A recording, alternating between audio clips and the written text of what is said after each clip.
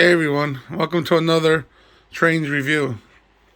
Today we're talking about late 90s, early 2000s, even made today, Rivarossi red box locomotives.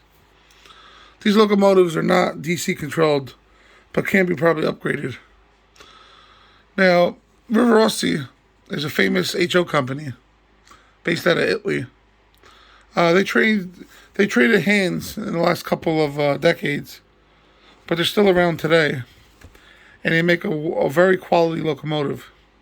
I have 7 here in the original box, unused. Today, we're going to look through them. Okay, first locomotive, made by Rivarossi, is the Union Pacific Challenger. Throughout the years, they made different versions of this. I think they make a new one now with DCC. This one is from the late 90s. As you can see, the part sheet, if you want to get a part. Here's the directions. There is also Italian writing, French writing.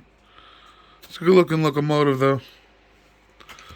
As you can see, they have this packaging to protect them, which is pretty cool. Covers. And as you can see, here's the Challenger. It's a very fine detail. Wow, look at this. This is one of my favorite locomotives, the Union Pacific Challenger.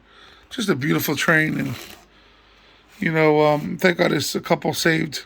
You go to a museum, if you search online, I think there's like 6 or 8 saved out of like 80 or 90 built. The Union Pacific used these to pull long freight trains at 75 miles an hour from the west to the east of their main line. They pulled a 130 car freight train up Sherman Hill at 75 miles an hour, no problem. The only reason why steam engines were discontinued is because of the maintenance. They're very hard to maintain. They cost a lot to maintain. They need to get overhauled every couple of years, and they do make a lot of pollution. But they weren't phased out because they didn't do their job. Steam is very powerful. It only takes one Challenger to pull 120 cars, 75 miles an hour up, Sherman Hill. Nowadays, they need like about 7 to 6 diesels, with helpers and all that. But this is the first one. It's the Challenger. Let's look at another one. Yeah, we have another Challenger. This is a second Challenger I have in this collection. There's only 7 of them. This is the one with the shield. As you can see the cover? I don't know why they added that. Maybe for wind reflection or something. But it's a very good looking train. And these aren't that expensive. They're about a couple $100. So you can see the detail. Rivarossi made in Italy. Has grab railings, everything. Pretty nice looking train. And this is the second Challenger version from Union Pacific. Let's look at another one. Alright, here we have a Great Northern Mikado. This is one of the only non-Union Pacific ones I have. I'm a big Union Pacific guy. I think they have beautiful locomotives. And it's the high desert and it's a big railroad company.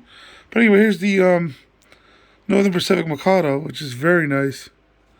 Nice red roof, matching the graphics here, the logo.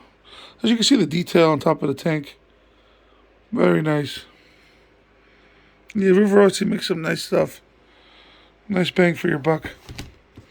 And the packaging is very nice. And also they gave the original directions,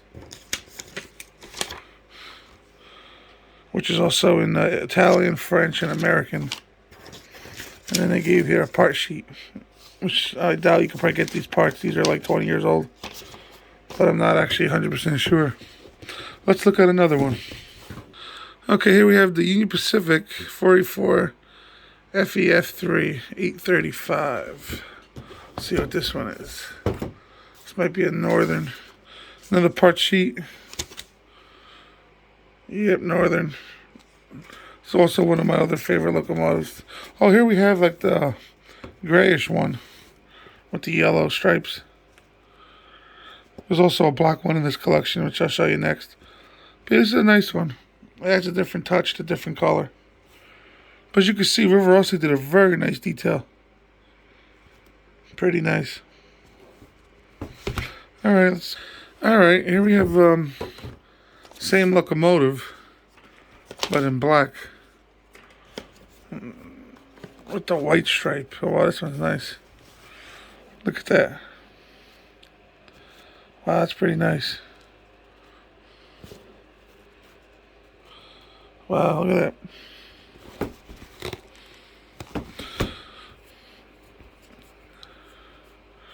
Yeah, the Northern was also a very nice locomotive. 484 wheel arrangement. As you can tell, it's my favorite locomotive because I have a third Northern without the white stripe. This is the most common one and probably the most one they make. It's very nice, solid, all black. So 3 versions. Which one's your favorite? Comment down below.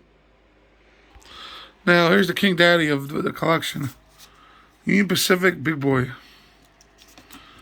This is one of the most valuable out of all of them and highly prized.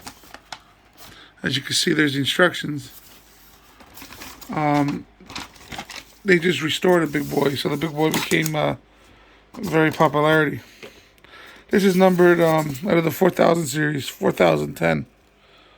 And wow, look at this beauty. I think 8 survived out of 32 made. Union Pacific recently restored one, and they did tourist trains throughout the West, Midwest. And they picked the best one out of the 8. I think they picked one from the West that was stored in a building. It didn't have too much rust. It needed the least restoration. Some parts had to been custom made. But a friend of mine went and buffed this train, and he says it was the most crazy experience he ever saw in his life. The ground shakes, the sound, it's like thunder. This is my favorite locomotive. And in the Union Pacific markings, it's just a beauty. Now, Lionel, if you're into O gauge, Lionel came out with the new catalog. And they made these in fantasy paint schemes. Or I don't know if they did or they will. You can get them in different road names, like Chessie System or New York Central or Southern Pacific or whatever. But you can't just be the Union Pacific locomotive. You know, it looks really good with that Union Pacific logo. And the quality from Rivarossi, for being over 20 years old, is very nice. It has all the tubing and marker lights and everything. But like I said, you can pick these up for about $250 to $500 a piece, depending on, if they're mint or who's selling them. The average price is around $200. Sometimes you get a good deal on one if it's used for under that price. But it all depends how you shop around. And here's the number on this one. Let's see, excuse me, it's upside down. Union Pacific Big Boy. Anyway, that's my collection of 7 red box Rivarossi locomotives. I hope to get more. Comment down below what's your favorite one. Thanks for watching, guys.